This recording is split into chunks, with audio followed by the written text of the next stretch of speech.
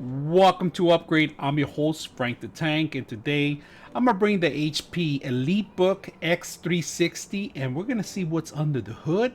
We're going to open it up and see what accessories, and maybe we'll compare it later on another video with the Surface, because that's pretty much what they're competing with.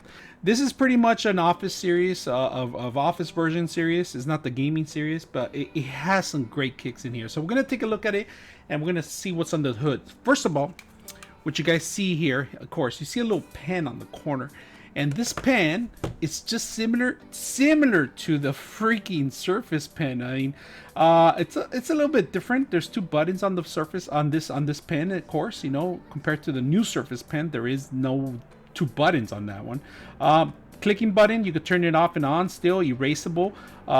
Actually, quadruple A battery it takes on. So that's a crazy thing. The pen feels a little different. This is interchangeable too, the pens, the actual points.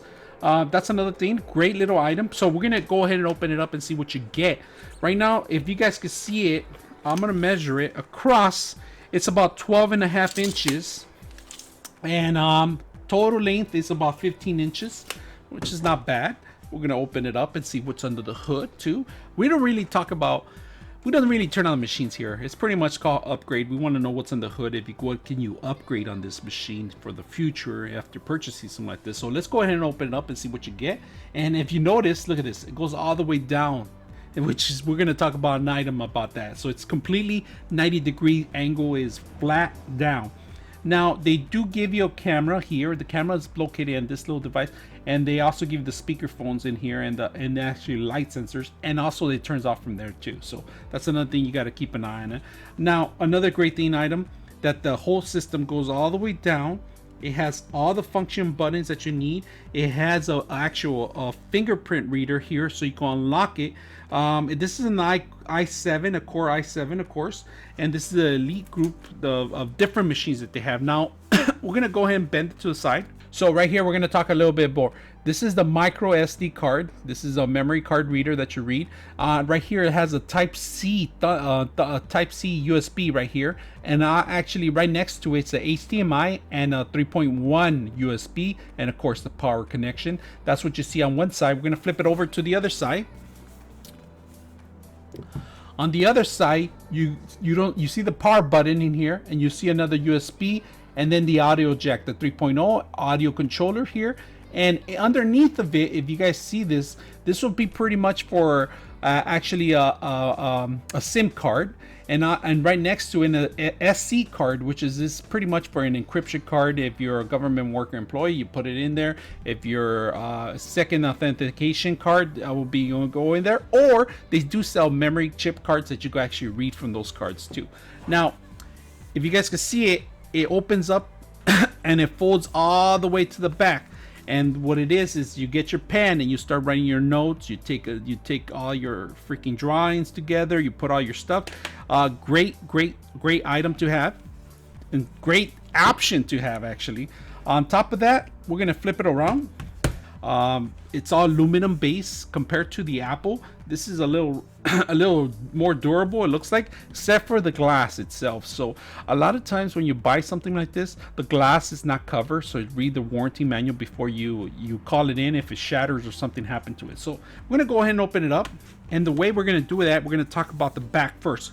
In the back of it, if you guys can see, it has speaker settings here, and in here there's ventilations for the actual CPU and GPU in the back too.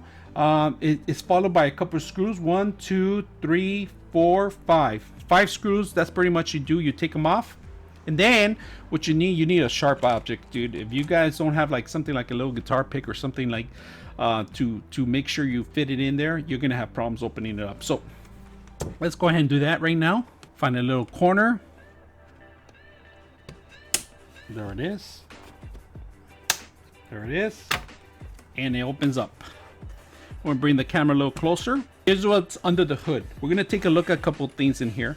First of all, it's followed by the battery. If you guys can see, the battery takes more than almost 50% of the space on the motherboard itself, it's coming from the battery. The battery is an excellent battery right now. It's actually retaining around 6 hours, but after a year or so, it starts losing its charge. So, but it could be replaceable right here. If you guys can see negative and positive, the plugs are right here connected. They do sell accessory batteries, so you could replace the battery. Very simple to replace.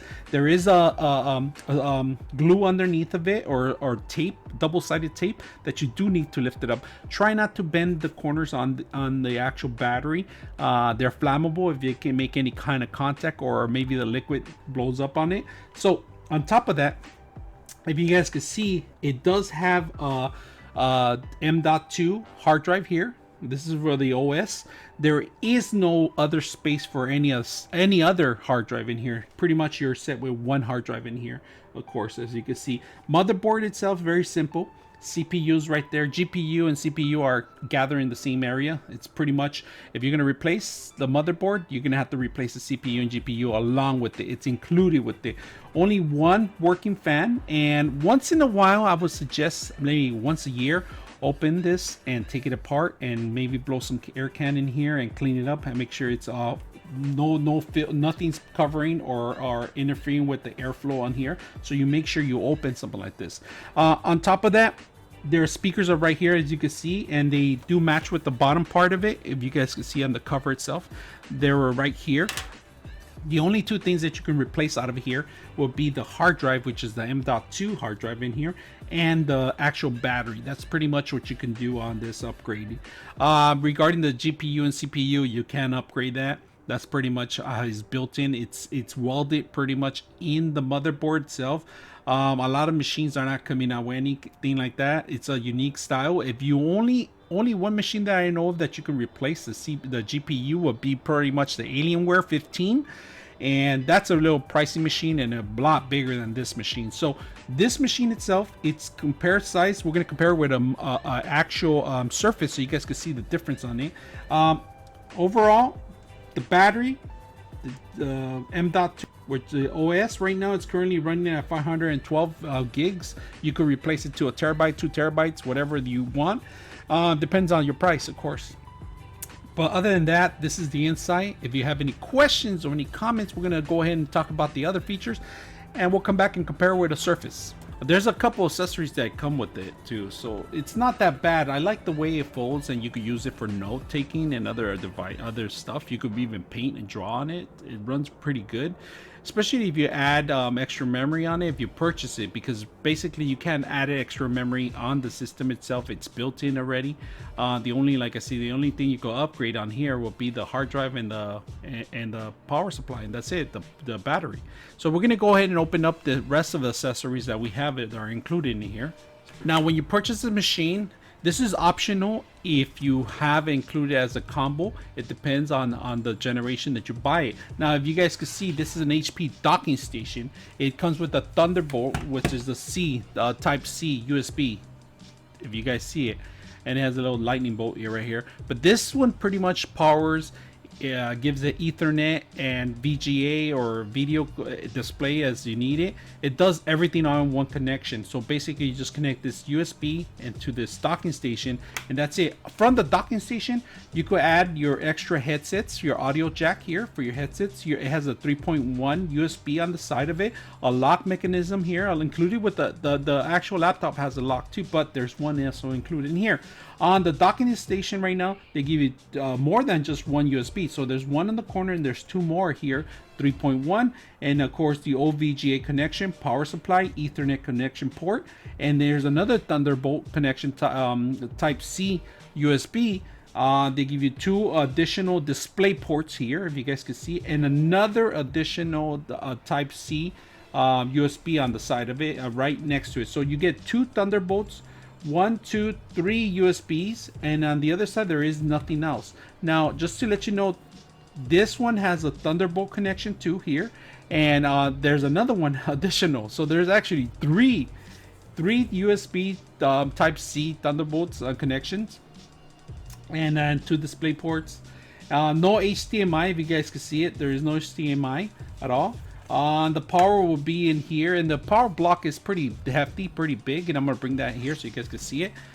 So I'm gonna put this on the side. I like that it says HP on the top. It's much smaller compared to actual Surface. It's a little larger, it's bulkier, but the Surface it's actually more like a square version, is smaller. So we're gonna go ahead and check out the power button. The connection's a lot smaller. It's 120 watts connection that goes into this system, and it powers the whole system. You could power this by itself too with a different connection, but that's available with the actual computer itself. Now this is an additional stuff.